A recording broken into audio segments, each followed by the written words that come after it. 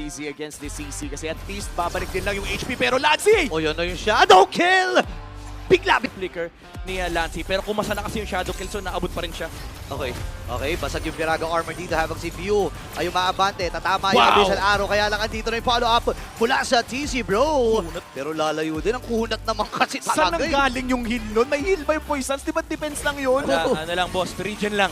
Grabe talaga. Oy, nagamit na rin yung Vengeance. Kaya lang hindi na ata So, JM! makakakangas. Oy, niyoyo pa, pero Stain ni X-Borg for the DPS na nilalabas din dito ng CC. Tsaka kung gagamitin mo naman ang iyong second skill pero Feathered Airstrike, Yowie low HP! naku, naabutan siya dito, Caltis. Play dun eh. Kaya may sagot sila yung X-Borg na true damage na panlaban dito sa back siya.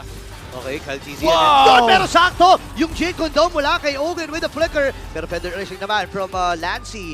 Kaya lang dalawa na kagad ang nahuli din pero tumama yung si Bat. Pasok si Kozen! Nagwawala na si Kozen dito habang si Yawi nandun din for the follow-up. Kaya lang problema nandito na si Kyle TZ. Tatlong miyembro pa from Team Falcons ang narito. O, 3-lane push ang ginagawa ng Team Falcons. Pumutok na yung sa may bandang itaas. Hindi tatama. Feathered Feathered Airstrike nasa baba. Lord JM nasa likod. Ay, nakasiba na nga rin. Ito si Ogren! At si Syla naging punti rin ng shadow kill dun sa may bandang likod. And Kyle TZ with a kill. Pumawi pa sila dito habang si Kozen at sila lang natitira. Ready na ang Team Falcons. Umarangkada at lumipad. May mga Ricos din.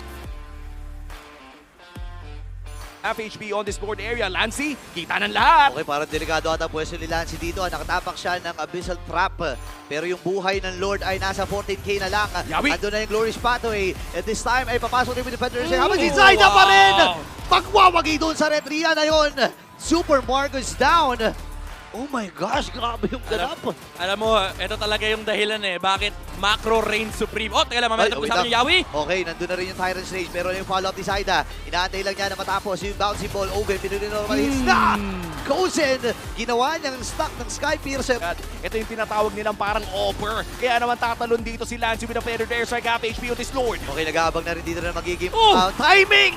Speaking of timing, Zaida nakakuha. No? Naman si Lancy nakakuha rin ng kill. Can't easy win and monster kill. Kozen! Si Kozen naman, tinamaan nata ng pana. Lord JM, kasi kung merong CCTV dito ang Falcons, siya naman ang walking CCTV ng TNC. Oy, Pew! Ay, inabutan din. And shadow kill! Nahuli at napagsaluhan ng tatlo. Oh! Pero sumunod nakap ni Blam TZ! Wala ang jungler dito ng TNC. Magiging dalawa. Tapos ang play naman mula dito kay Kyle my TZ. goodness! Unti-unting inuubos na ang TNC Pro Team Oh, that's and it. Lord JM. Forza rito, 8 seconds. Oh no. Kayang-kaya nila to. May Zaman Force si Super Marco. Naku, mamadaliin na talaga to ng Team Falcons at hindi na sila mag-aantay pa. Team